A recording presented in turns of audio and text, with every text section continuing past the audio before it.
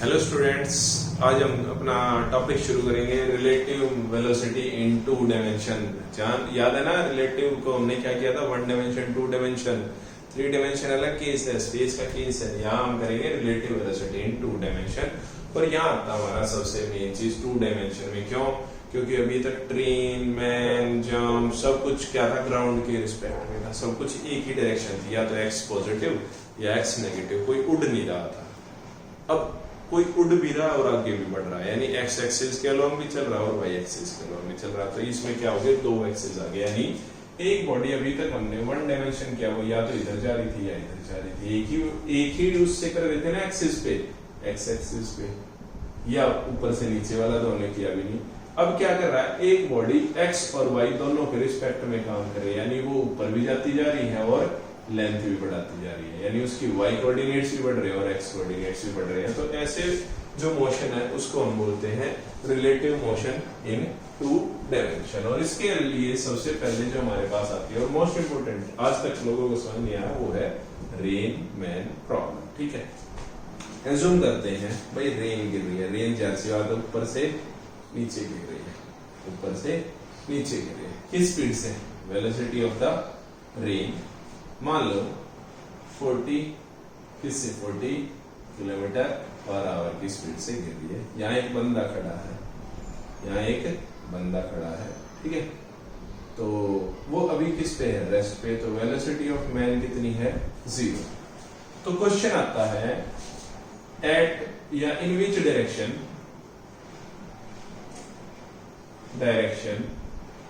That man open his umbrella to save himself from rain। तो वो किस direction में छाता खोले? ठीक है, यही क्वेश्चन रहेगा, बस ये रेन मैन ये सब चेंज हो जाएंगे। ठीक है, तो जैसे याद है वेलोसिटी ऑफ रेन और मैन दोनों है। तो आदमी जो है वो किस पे बेटा? रेस्ट पे। तो इसको मैं डालता हूँ कोऑर्डिनेट्स में। ठीक है, रेन कहाँ जा रही है? ऐसे। ये मेरा क्या है? ओरिजिन। तो मैं इसको ऐसे कर लूं। रेन कहाँ है बेटा? ये पॉजिटिव वाई, ये माइनस वाई, ये प्लस एक्स, ये माइनस एक्स। ठीक है, और इन्हीं कोऑर्डिनेट्स को जब मैं वेक्टर फॉर्म में डालता हूँ, this is I, this is minus I, this is J, this is minus G. जैसे वाला टू डायमेंशन कर रहे हैं तो की को तो मैं अभी आपको दिखाऊंगा भी नहीं कि क्या है। तो जो रेन है वो किस डायरेक्शन में जा रही है बेटा? माइनस जी की। किस डायरेक्शन में? वो माइनस जी की, यानी प्लस जी होती तो वो रेन क्या होती? जमीन से नीचे। ऐसा तो हो ही नहीं सकता। तो रेन हमेशा किस कोऑर्डिनेट में रहेगी मेरी? माइनस जी में। जो बंदा है वो जैसे जमीन के अंदर तो जा नहीं सकता, या आसमान में नहीं उड़ सकता, वो या तो इधर भागेगा या इधर बढ़ेगा। तो इंसान की जो स्पीड रहेगी वो आई या माइनस आई रहेगी। तो मेरे पास जो वेलोसिटी ऑफ रेन है विद रिस्पेक्ट टू ग्राउंड, वो इस बार 40 जे लिख दूं माइनस का। कोई प्रॉब्लम? अब जब उस आदमी ने उसको देखा, रेन को देखा, तो it means velocity of rain with respect to man, यानी मैन ऑब्जर्वर है, रेन क्या है मेरा? Frame of reference, is equal to VR minus VM। Velocity of man 0I। ठीक है, तो वेलोसिटी ऑफ रेन कितनी है बेटा? Minus 40 G minus 0I, means answer is minus 40 G। Answer क्या है बेटा? Minus 40 G। तो उसको, यानी उसकी जो आंसर आया वो आया माइनस 40 G। तो छाता जिस डायरेक्शन में वो आ रही है क्या? रेन, तो वो छाता किसके खिलाफ खोलेगा? उसके अपोजिट, यानी उसको किस में खोलना चाहिए? किसमें खोलना चाहिए छाता? प्लस 40 जी। ठीक है, आंसर समझ आया? अब ये तो बहुत ही सिंपल था कि भाई हाँ सर उसको छाता ऐसा खोलना चाहिए। अब एज्यूम करते हैं जो ये पर्सन है ये इस बार रेस्ट पे नहीं खड़ा, ये भागने लग गया 20 किलोमीटर पर आवर की स्पीड से, है ना। रेन उसी डायरेक्शन से गिर रही है, वही 40 किलोमीटर, मैंने उसके कोऑर्डिनेट सेम रखे। अब यहाँ पर आ रहा है इंसान इस डायरेक्शन में भागा, इस डायरेक्शन में भागा, तो कितना हो जाएगा? Plus 20i। ये कितना हो जाएगा -40g -40g।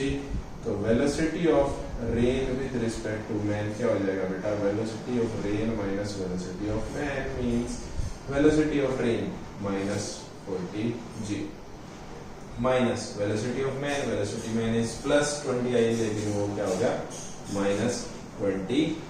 ठीक है, यानी दो वेक्टर्स बना लेते हैं, एक माइनस का g40 और एक प्लस का माइनस का, क्योंकि माइनस की वजह से अब ये साइन किधर हो गया बेटा, इधर। ठीक है, तो इनका जब रिजल्टेंट होगा, जब दो वेक्टर्स की टेल आपस में मिलती है तो उनका जो रिजल्टेंट होता है वो होता है उनका डायगोनल, है ना, क्या होता है डायगोनल। तो ये इनका क्या हो जाएगा रिजल्टेंट। तो ये 40 इधर जा रहा था, ये 20 इधर जा रहा था। इसको जब मैं ऐसे करता हूँ, तो मुझे ये एंगल थीटा मिल जाना चाहिए। क्यों? क्योंकि ये इतना सही कर देता हूँ ताकि आपको ये लगे। ठीक है, तो ये 20 है, ये 40 है, तो ये भी कितना हो गया 20। अब ये वाली चीज परपेंडिकुलर अपॉन बेस करता हूँ, तो tan theta is equal to क्या होता है बेटा, perpendicular upon base. tan theta is equal to perpendicular कितना है 20, थीटा के सामने वाली साइड परपेंडिकुलर अपॉन बेस कितना हो गया 1/2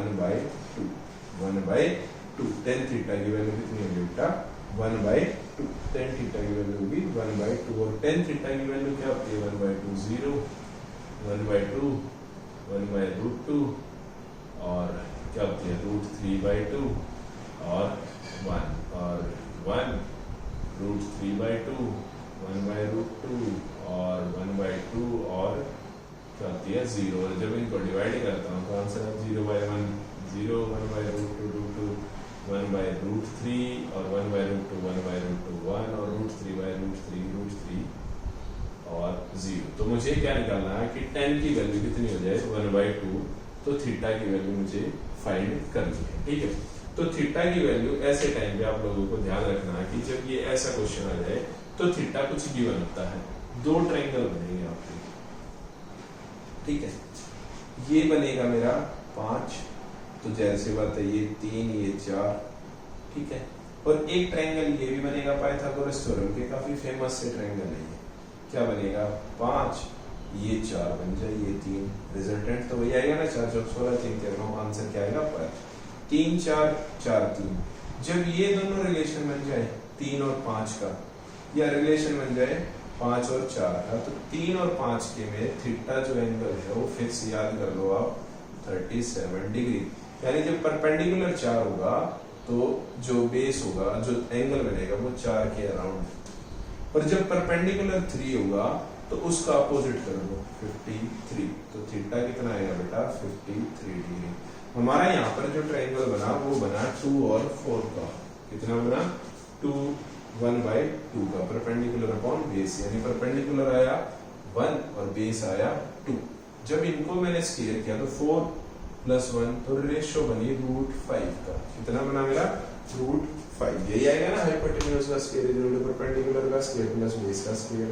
परपेंडिकुलर का स्क्वायर कितना हो गया 2 2 जा 4 प्लस 1 का स्क्वायर कितना हो गया 1, अंडर द रूट चला गया तो 5 2 4 + 1 क्या हो गया 5 और अंडर द रूट स्क्वायर बन जाए क्या हो गया √5। तो जब ऐसा आ जाएगा √5 और 1/2 का, तो आपका जो थीटा हो जाएगा वो आ जाएगा बेटा 19.8 डिग्री, 19.8 डिग्री। तो 19.8 यहाँ पर थीटा कितना आया 19.8 डिग्री। यानी अब अगर इसको मैं कंपोनेंट्स को एक्सट्रीम करता हूँ तो उसको छाता किस डायरेक्शन में खोलना चाहिए, अपोजिट में खोलेगा ना जिसमें उसका रिजल्टेंट है। तो वो जो थीटा है वर्टिकल अपोजिट एंगल्स इक्वल होते हैं, तो कितना आएगा 19.8 डिग्री। क्लियर है, ये तीन चीज आपको याद रखनी है। 3 4 4 3 4 3 में 3 7 और 53 डिग्री। इसमें √5 वाले में क्या रहेगा 1 और 2 हो जाए तो 19.8 डिग्री। ठीक है, तो ये चीज याद करने की आप लोगों के लिए। अगर हम इसको मैथ्स वाले सर से समझे कि sir what is the value of sine 19.8, what is the value of tan 19.8, what is the, तो ये मैथ का काम है, हम फिजिक्स में इतना नहीं करते, हम इसको याद ही करते हैं। ठीक है, अब क्या करते हैं, ये जो आदमी है ये भी भाग रहा है, हमें पता चल गई कि हाँ भाई ये भाग रहा है। बाय चांस ट्रेन, ये जो रेन हमेशा सीधी थोड़ी पड़ती है, रेन क्या है, सीधी नहीं पड़ती, रेन क्या करती है, कई बार टेढ़ी हो जाती है।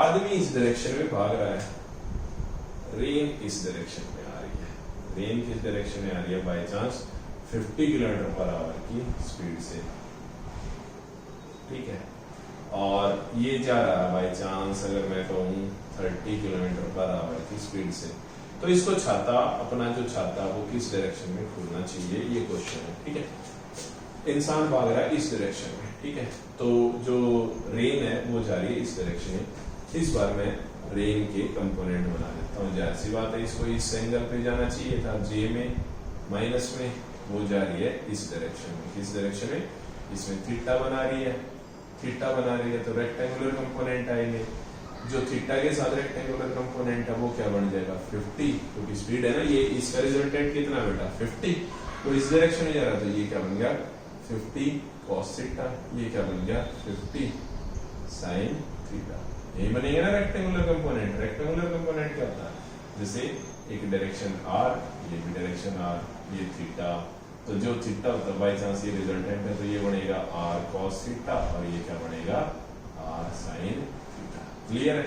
तो यहाँ पर मेरे पास एक रेक्टेंगुलर कंपोनेंट होगा -50 cos थीटा इंटू जी, कोई सिंपल सा है बिल्कुल, ये क्या बन गया -50 sin थीटा इंटू आई, यानी अब वो रेन मुझे नीचे भी आती दिख रही है और एक्स भी मिलती जा रही है, ना नेगेटिव मिलेगा। अब जो बंदा है वो किस डायरेक्शन में भाग रहा है, वो भाग रहा है इस डायरेक्शन में, बंदा किस डायरेक्शन में भाग रहा है बेटा, इस डायरेक्शन में, यानी उसकी पोजीशन है 30 I, this is plus G, rain आ रही है ऐसे, रेन कैसे आ रही है ऐसे, तो रेन का जो रेक्टेंगुलर कंपोनेंट मैंने रिजल्टेंट लिया वो कितना है 50, तो रेक्टेंगुलर कंपोनेंट्स में डाल दिया, तो velocity of rain with respect to man कैसे निकालूंगा, velocity of rain minus velocity of man, velocity of rain कितनी है बेटा, कौन सा कंपोनेंट लूंगा -50 जे, और अगर ऐसे नहीं निकल रहा तो इसको वैल्यूज प्लेस कर लेते हैं, वैल्यूज प्लेस कैसे, रिजल्टेंट निकाल लेते हैं, तो हम सिंपल करेंगे, वेलोसिटी ऑफ रेन इज